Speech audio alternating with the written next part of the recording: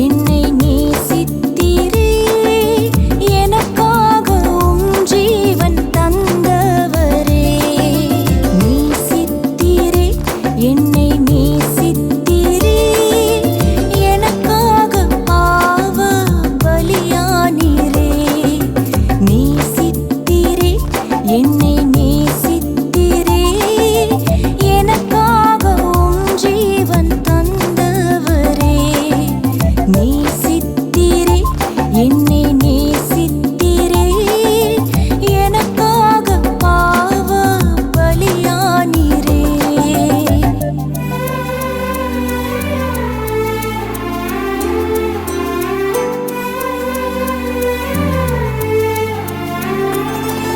பரிசுத்த தோள் மீது என் பாவ சிலுவையை நானே தூக்கி வைத்தேன்.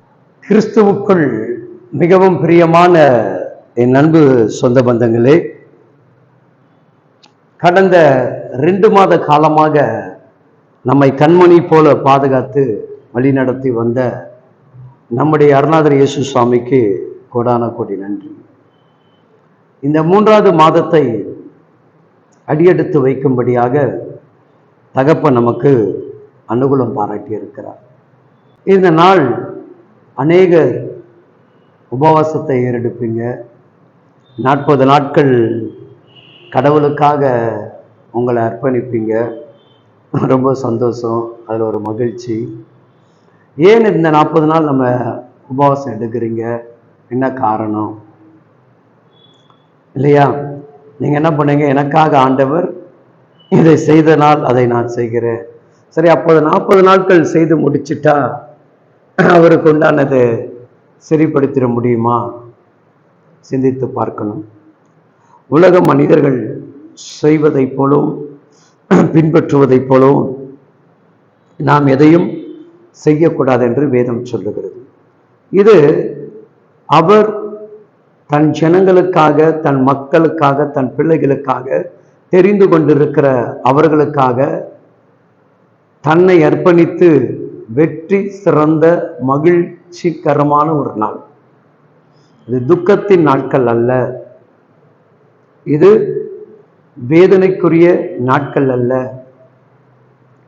இது கண்ணீர் வடித்து கதறுகிற நாட்கள் அல்ல. உன் வாழ்க்கையில் என் வாழ்க்கையில் இருந்த பாவங்களில் இருந்து நம்மை விடுவித்து மீட்டெடுக்கும்படியாக தன்னை அர்ப்பணிக்கப்பட்ட, அதற்காக பாடுகளை ஏற்றுக்கொள்ளப்பட்ட நாட்கள். அப்படி நாம் பார்க்கும் பொழுது அவர் மூழ்கி ஞானஸ்தானம் எடுத்தபோது, உபவாசம் எடுத்து 40 நாட்கள் முடிந்த பிறகு அது ஒரு சோதனை அவருக்கு வந்தது. அப்போ இன்னைக்கு அதை செய்ததை போல ஞானஸ்தானம் எடுத்த நாளிலிருந்து நீங்க 40 நாள் என்ன பண்ணணும்? உபவாசம் எடுக்கணும் இல்லையா? ஒவ்வொரு காரியத்துக்கும் ஒவ்வொன்று இருக்கிறது. தெய்வ பிள்ளைகள், ஆவியானவர் நமக்காக இயேசு கிறிஸ்துவானவர் மரித்து உயிர்த்தெழுந்து ஜீவனும் தீர்க்காயுசும் உயிரோடு கூட இருந்து நம்மை நடத்தி கொண்டிருக்கிறார். இவருக்கு பிரியமானது என்ன? இவர் மரித்து உயிர்த்தெழுந்த நாள் இவர் நமக்கு எப்படிப்பட்ட ஒரு அங்கீகாரத்தையும் ஒரு அதிகாரத்தையும் நமக்கு கொடுத்தார் என்பதை நாம் அறிந்து கொள்ள வேண்டும்.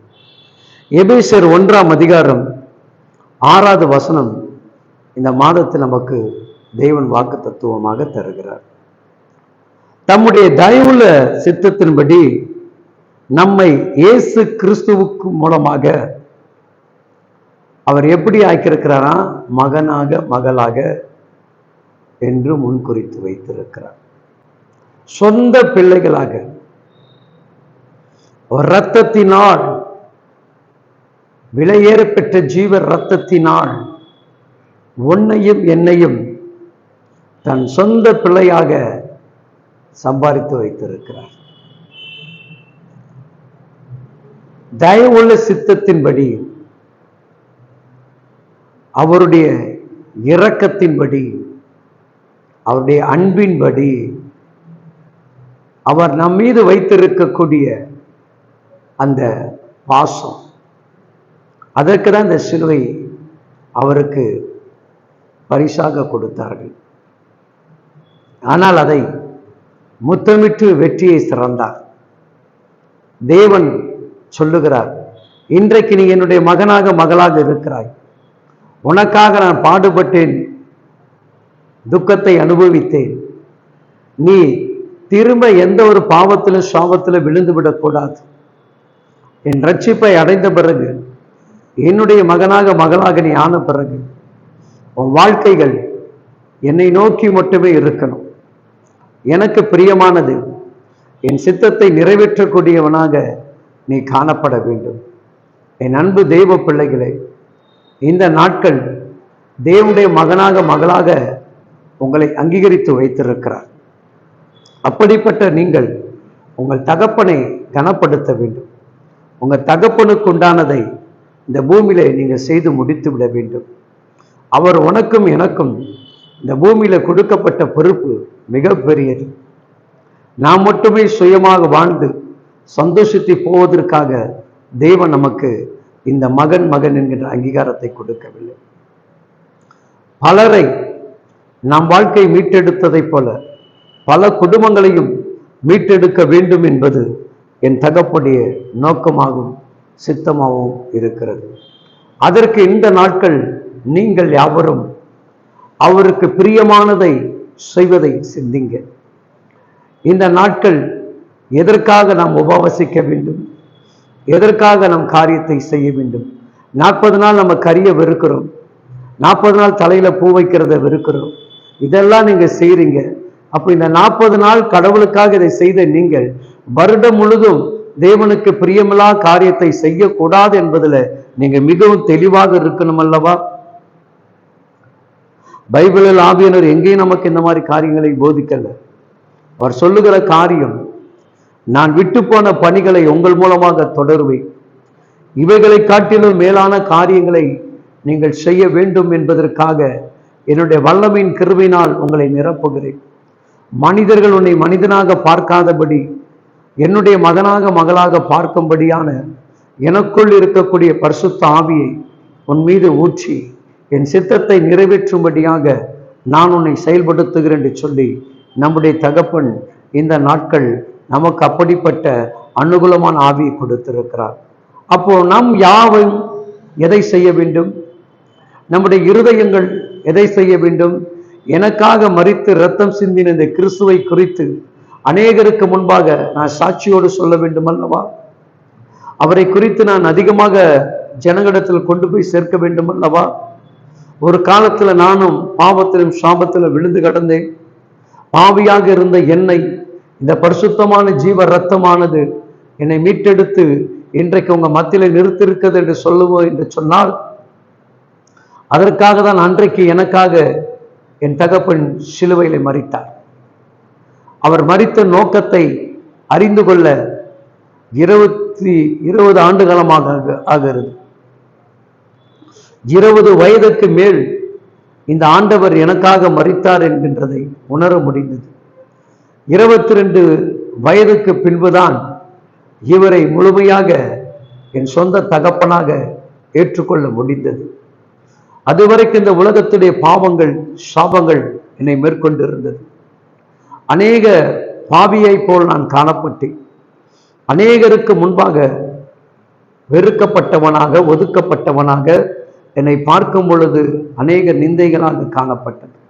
அப்பொழுது அவர்கள் பார்வை எனக்கு தெரியவில்லை, அவர்கள் ஒதுக்கப்பட்டது எனக்கு தெரியவில்லை.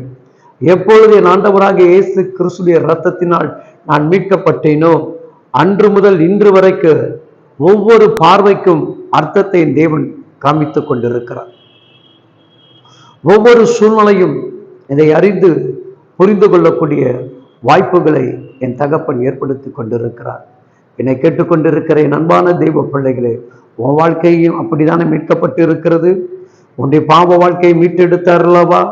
அதுல வைராகியமாக இருங்க, அதுல வைராகியமாக இருந்து செவிங்க, அதற்காக நீங்க உபவாசம் எடுங்க. ஒருவேளை மாமிச இச்சைகள், பாவங்கள், உலகத்துடைய சாபங்கள் எவையாவது உன்னை மேற்கொண்டு விடக்கூடாது என்பதற்காக முழங்கால் இருங்க. சில காரியங்களை கடவுளுக்கு இதெல்லாம் பிடிக்கலையா விட்டுடுங்க. டிவி பார்க்கறது பிடிக்கலையா, கிரிக்கெட் விளையாடுறது பிடிக்கலையா, இந்த மாதிரி சின்ன சின்ன காரியங்கள் உன்னை கொண்டு இந்த உலகத்துல தேவன் அவருடைய வார்த்தைகளை பிரசங்கிக்க வேண்டும் என்று சொல்லும் பொழுது அதற்கேற்ற காரியத்தில் அவருக்கு எதெல்லாம் பிரியமில்லையோ அதை அனைத்தினை விட்டுவிட்டு அவருக்காக எழும்பி ஓடக்கூடிய ஓட்டத்துக்கு நிறைந்த மகனாக மகளாக நீ காணப்பட வேண்டும் என்று தகப்பன் விரும்புகிறார். ஆமென். உனக்கு அந்த அங்கீகாரத்தை கொடுத்திருக்கிறார். உலகம் முழுவதும் இயேசு கிறிஸ்துவை பிள்ளை என்று உன்னால் உச்சரித்து சொல்ல முடியும். எந்த பகுதியில் எந்த இடத்துக்கு நீ கடந்து போனாலும் அங்கு ஆவியினர் உன்னோடு கூட இருந்து பெரிய காரியங்களை செய்வார். ஒரு சமாதானம் நதிகளைப் போல பெருகும். உன் மூலமாக ஒரு பெரிய விடுதலையும் சந்தோஷங்களும் கடந்து வரும். என் அன்பு தேவ பிள்ளைகள், இன்றைக்கு இந்த அதிகாரம் அங்கீகாரம் உனக்கு கொடுக்கப்பட்டு இருக்கிறபடினால், இந்த சமாதானத்தின் வல்லமை உனக்கு கொடுக்கப்பட்டு இருக்கிறனால், அவர் தம்முடைய தயவுள்ள கிருபையினாலும் தயவினாலும் உன்னை நிரப்பி இருக்கிறார் என்று சொன்னால், இன்னும் நீ அவருக்காக எழும்ப வேண்டும், இன்னும் நீ அவருக்காக ஓட வேண்டும், இன்னும் அவருக்காக பல காரியங்களை செய்துவிட வேண்டும். இந்த மாதத்துல ஒரு தீர்மானம் எடுங்கள். அவர் பிள்ளையாக என்னை அங்கீகரித்திருக்கிறபடினால் தகப்பனுக்கு உண்டான பொறுப்பை நான் நிறைவேற்றக்கூடிய மகனாக இருக்க வேண்டும் என்கின்ற ஒரு உணர்வு ஒவ்வொரு தெய்வ பிள்ளைகளுக்கும் இந்த 3வது மாதத்துக்குள் கடந்து வர வேண்டும். உங்களுக்காக நான் செபிக்க போகிறேன். இந்த வார்த்தை கேட்ட என் அன்பு ஜனங்களை, எவையும் விட வேண்டுமோ அதை விட்டு விடுவோம், எதை செய்ய வேண்டுமோ அதை செய்வோம்.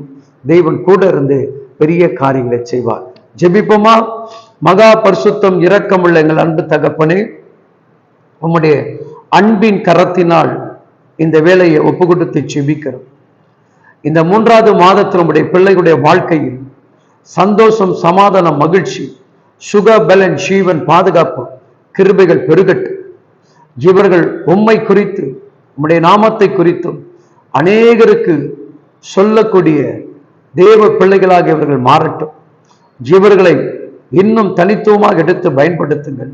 இந்த மாதம் முழுவதும் அவங்களுடைய தேவைகள் சந்திக்கப்படட்டும்.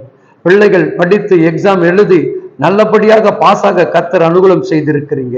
அதை காட்டில் அந்த பிள்ளைகளுடைய படிப்புடைய தேவைகள், பீஸுடைய தேவைகள் எல்லாவற்றையும் கர்த்தர் சந்திங்க. வரக்கூடிய இந்த வெயில் உஷ்ண காலத்துல ஆண்டவரை எந்த ஒரு சரீரத்தில் வியாதி பலவீனங்கள் மேற்கொள்ளாதபடி பூர்ண சுகத்தையும் பலனையும் ஜீவனை கட்டளிடுங்க. உங்களுடைய பிள்ளைகளுக்கு எப்பொழுதும் நீங்கள் பாதுகாப்பின் அரணாக இருந்து நடத்துவீர்களாக. அப்படியே உங்களுடைய பிள்ளைகளை ஆசீர்வதிக்கிறேன். இவர்கள் ஆசீர்வதிக்கப்பட்டவர்களாகவே எப்பொழுது இருக்க உதவி செய்வீராக. ஆமென், ஆமென், ஆமென். God bless you.